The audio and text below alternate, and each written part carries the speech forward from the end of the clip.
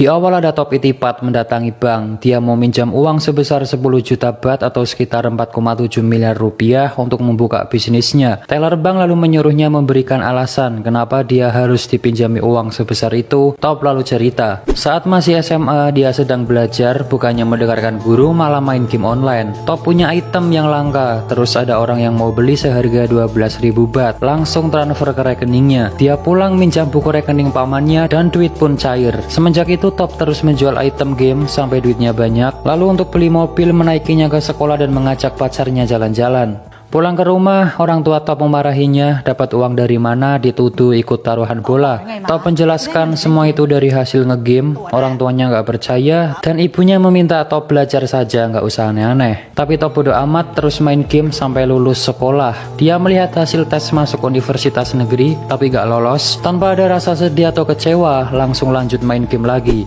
Singkatnya dia beli PS dan DVD player. Pulang ke rumah, orang tuanya memarahi Top karena nggak lolos tes masuk PTN. Tapi Top meyakinkan orang tuanya masuk PTS nggak apa-apa, sama aja. Ayahnya marah karena cuma ingin Top kuliah di PTN, karena di PTS itu biayanya mahal guys. Ayah ibunya pun berdebat masalah keuangan untuk nanti kuliah Top. Top di kamar melihat sisa tabungannya menipis dan akun gamenya juga keblokir karena kedeteksi untuk komersil. Dia bingung lalu melihat DVD player yang tadi dibeli. Top kemudian kembali ke toko untuk membeli banyak DVD player. Dia menawarnya sampai deal dan nanti akan dijual kembali. Di rumah, Top menunjukkan DVD player ke Pak Aman dan ibunya, tapi saat dinyalakan ternyata itu barang rusak guys. Dia kembali ke toko ngomel-ngomel ke penjualnya minta garansi pengembalian uang, tapi nggak ada karena itu DVD player bajakan, kalau rusak ya beli baru. Top marah karena nggak diberitahu dari awal lalu membanting ke atas etalase sampai pecah. Penjual marah menampar Top, dia mau dipukul tapi langsung lari terbirit-birit. Top pulang sambil manyun, lalu melihat ayahnya jalan kaki, ia nyuruh masuk mobil. Ayahnya bilang bisnis itu nggak gampang, jangankan anak kecil, orang dewasa saja banyak yang gagal. Dan menyuruh Top lanjut kuliah dimanapun terserah sambil memberikan uang, tapi Top menolaknya guys. Malam harinya dia mengambil jimat ayahnya dan dijual 100.000 baht. Uang itu digunakan untuk masuk PTS. Singkatnya Top sudah masuk kuliah, tapi saat di kelas dia nggak mendengarkan, malah menyuruh temannya ngerekam suara dosen mengajar dan keluar kelas. Dia pergi ke tempat pameran mesin, lalu melihat mesin penggoreng kacang otomatis. Kata salesnya mesin itu belum ada yang punya di Thailand. Mendengar itu Top langsung semangat ingin membeli mesin itu padahal harganya mahal. Di rumah Top dimarahi lagi karena membawa mesin itu, tapi Top bilang hanya menyewa seharga 50.000 baht. Top lalu bertanya-tanya ke penjual kacang goreng bagaimana cara membuat kacang goreng yang benar, lalu mencatatnya. Sedangkan temannya di kampus menelepon Top suruh masuk tapi nggak diangkat. Top sudah mendapatkan resep membuat kacang goreng yang enak. Ia menyuruh pamannya mencicipi, ke ibunya juga, dan kacangnya enak guys. Top langsung mencari tempat jualan di mall. Dia bersama pamannya dengan semangat membawa gerobak dan kacang ke tempat jualan. Saat mall dibuka ramai orang tapi nggak ada yang beli. Pamannya sudah teriak-teriak juga nggak ada yang beli. Mereka terus berusaha agar ada yang beli. Top di pasar ngantar pacarnya belanja. Dia mengamati orang jualan gimana caranya biar ada pembeli. Top langsung mencatat kata bonus lalu diskon.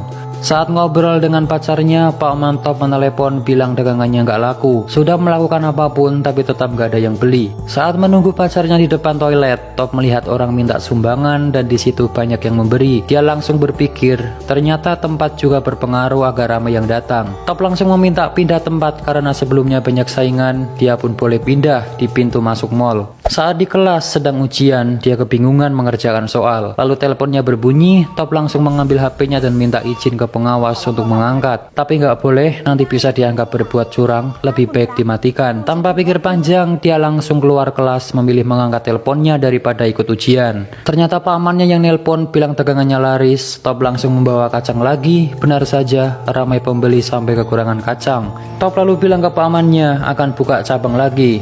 Dia buka cabang dan sudah punya karyawan guys. Saat itu juga pacar Top datang bilang intinya kuliah dulu baru nanti kerja demi masa depan kita. Tapi Top cuma diem. Besoknya Top masih bandel nggak masuk kuliah dan ditelepon temannya dia dipanggil dosen karena terancam mau dikeluarkan.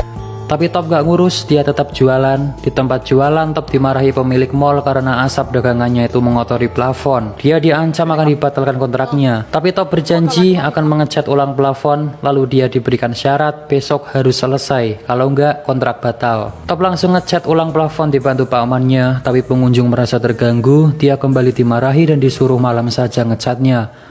Malam harinya Top kembali ngecat, sekarang dibantu ibunya. Satpam datang bilang mall mau ditutup. Top bilang sedikit lagi, si satpam masih nggak boleh, sudah waktunya tutup, nanti bisa kena sanksi. Top langsung ngambil uang untuk nyuap si satpam. Satpam menatap ibu Top dan menyuruh anaknya diajari kejujuran serta tanggung jawab. Uang dikembalikan lalu menyuruhnya segera pergi. Top jalan keluar sambil marah karena target pekerjaannya nggak tercapai. Ibunya pun menenangkan sambil bilang ikut saja ibu ke Cina. Karena orang tuanya Top mau pindah ke Cina dan mulai hidup baru guys. Mendengar itu Top tambah marah karena nggak diajak bicara sebelumnya. Top bilang nanti pasti bisa, cuma butuh waktu untuk bangkit. Ibunya nangis dan Top kembali meyakinkan akan berusaha keras untuk membantu keluarga. Besoknya Top foto untuk paspor, tapi dia nggak fokus, melamun, dan saat mau difoto dia milih pergi. Dia menemui orang tuanya, bilang nggak bisa ikut ke Cina. Mau tetap di sini, akan bekerja keras dan berjanji akan mengembalikan orang tuanya ke Thailand.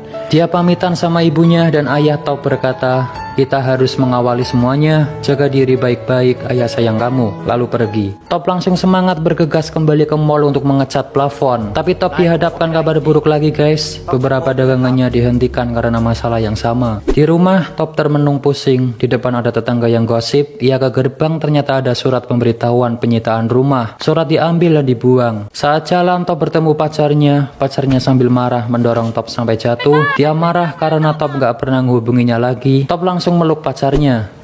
Di dalam mobil Top curhat masalah dagangannya dan si pacar mengajak dia kembali kuliah karena SMA saja nggak cukup katanya. Si pacar lalu memberikan rumput laut kering yang belinya itu jauh, belum banyak dijual di sekitar. Top lalu memakannya, terasa enak dan langsung punya ide. Dia menemui profesor ahli pangan, menanyakan gimana caranya agar rumput laut tetap kering dan gak basi. Dia pun diajari pengemasan yang baik, pakai mesin vakum sehingga oksigen keluar dan lain-lain. Top lalu menjual mesin goreng kacang otomatis dan membeli banyak rumput laut mentah. Rumput laut coba digoreng tapi gak enak, terus dicoba tapi masih tetap pahit, sampai habis banyak tapi tetap belum enak juga. Top lalu menjual komputernya untuk tambahan modal. Pamannya bilang, susulah ibumu, kamu sudah habis banyak uang tapi belum menghasilkan apa-apa. Tapi Top gak menyerah dan bilang, kita harus terus berusaha, kita harus yakin akan berhasil, itu sudah jadi pilihanku, kita akan sukses. Jika kita sudah mulai tidak boleh menyerah. Pamannya pun hanya ngangguk. Top ditelepon pacarnya untuk daftar kuliah. Dia mencoba tes masuk kuliah lagi guys.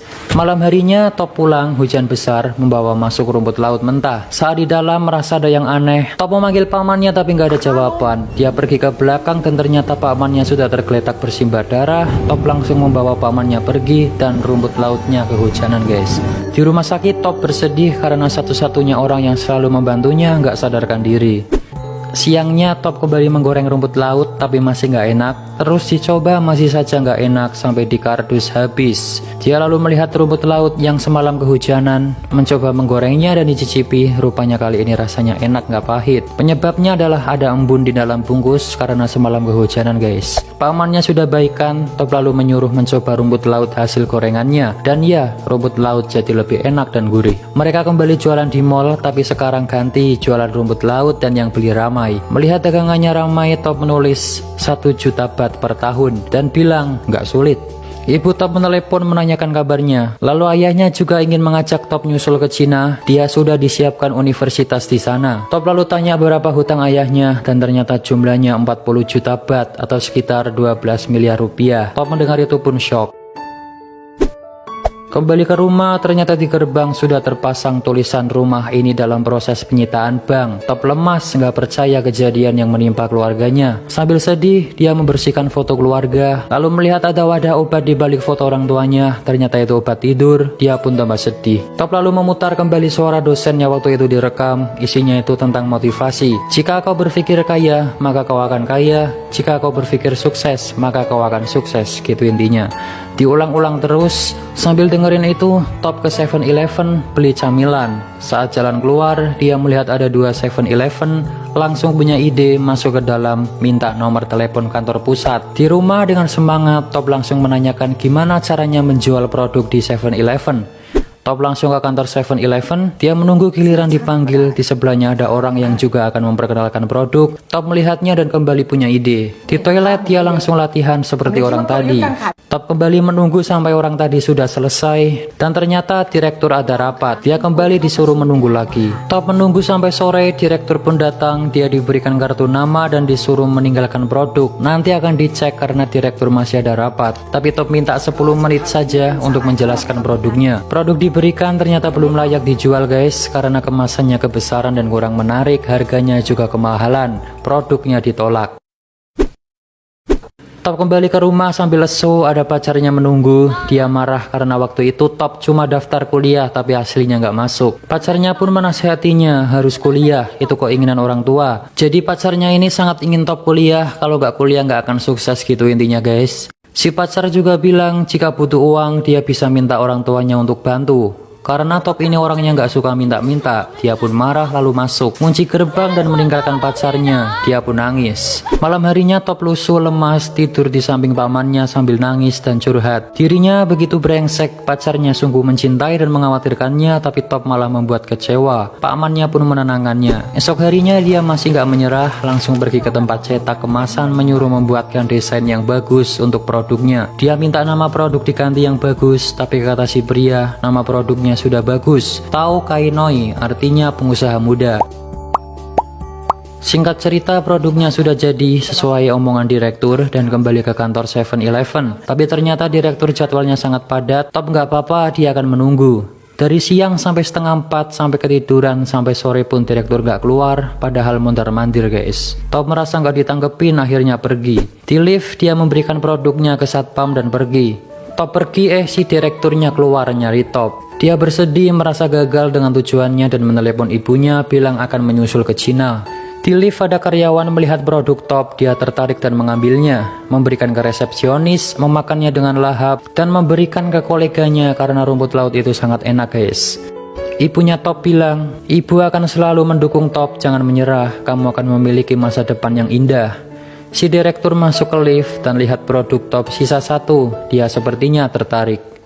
Top dipanggil ke kantor guys, produknya diterima tapi ada syaratnya. Dia harus membuat 72.000 bungkus dan mengirimkannya ke 6.000 cabang 7-Eleven. Juga harus dicek kebersihan pabrik tempat produksi. Jika syarat terpenuhi, produknya diterima sepenuhnya.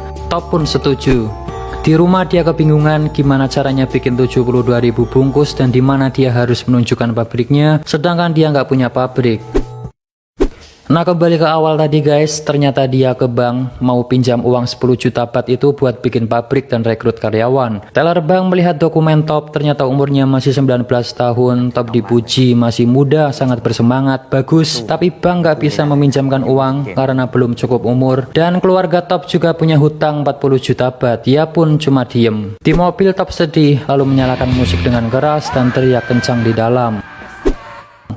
Top kemudian menjual mobilnya dan memutuskan untuk terbang ke Cina menyusul orang tuanya. Di bis, dia melihat tiket pesawat, langsung memukul gembok ruko lalu membuka pintu. Ternyata Top masih nggak nyerah guys, dia ke toko bekas orang tuanya yang dalam proses penyitaan bank. Di tempat itu, dia akan mendirikan pabrik. Dengan hasil uang jual mobil dan tabungannya, dia gunakan untuk modal usaha. Saat di stasiun mau masuk ke kereta, Top melihat pacarnya sedang asik dengan teman. Kereta datang, ternyata dia sudah gandengan tangan sama cowok lain. Top hanya dia memandanginya sampai nggak ingat mau masuk kereta.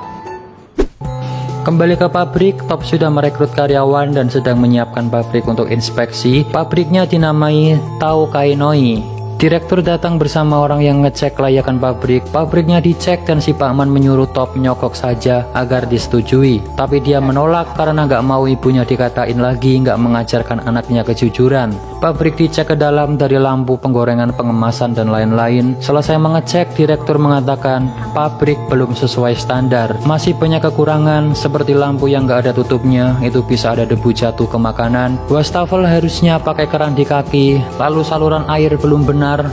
Alkohol yang digunakan bukan untuk cuci tangan tapi itu untuk luka dan lain-lain.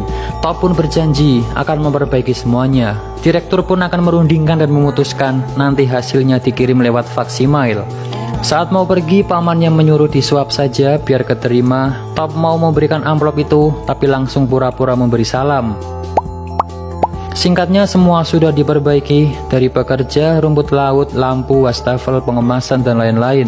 Mesin faksimail pun berbunyi dan itu surat dari kantor, tapi suratnya nggak sempurna karena printer habis tintanya. Dia pun menerawang keluar, dilihat-lihat, diterawang-terawang, diraba, ada tulisan gede sendiri terlihat, disetujui. Melihat itu Top pun senang.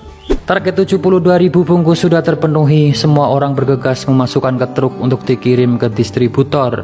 Top langsung memeluk pakmannya dan berterima kasih sambil bilang sudah menghabiskan apapun yang dimiliki. Jika ini gagal, kita nggak punya apa-apa lagi. Top akan kuliah dan nggak keras kepala lagi. Dia langsung bergegas masuk truk. Sampailah di gudang penyimpanan. Dengan semangat Top menemui kepala gudang, tapi ternyata sudah telat sejam, nggak boleh masuk guys. Top memohon cuma terlambat sebentar, tapi masih nggak boleh. Top sangat memohon karena nasibnya bergantung pada produk itu. Kepala gudang melihatnya, merasa kasihan, akhirnya diperbolehkan masuk. Dia pun sangat senang, saking bersemangatnya sampai mimisan guys. Produk rumput lautnya pun akhirnya dimasukkan. Top lalu nelpon orang tuanya, dia minta maaf dan bilang ayah ibunya nanti bisa kembali pulang. Dia pun nangis. Dijelaskan 2 tahun setelah kerjasama dengan 7-Eleven, Top bisa melunasi hutang ayahnya 40 juta baht dan bisa kembali menempati rumah bersama orang tuanya.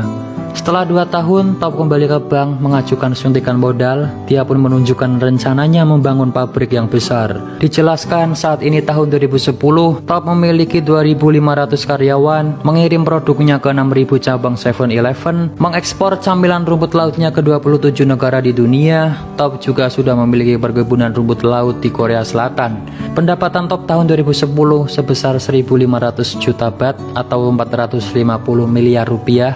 Saat ini Top berusia 26 tahun. Top sudah sukses guys. Dia bareng pakmannya naik pesawat, main game, senyum-senyum, dan ada kutipan motivasi. Jangan patah semangat walau apapun yang terjadi. Jika menyerah maka habislah sudah. Top itipat dan cerita pun selesai. Film ini penuh motivasi yang bisa kita pelajari ya guys. Pertama, ketegasan si Top, kegigihannya, semangat mewujudkan impian, mau belajar, suka bertanya tapi untuk kebaikan dirinya, bukan tanya masalah hidup orang lain, pantang menyerah, tidak takut mencoba hal baru, ambisius, selalu memperbaiki diri dari kesalahan, dan percaya semua akan indah pada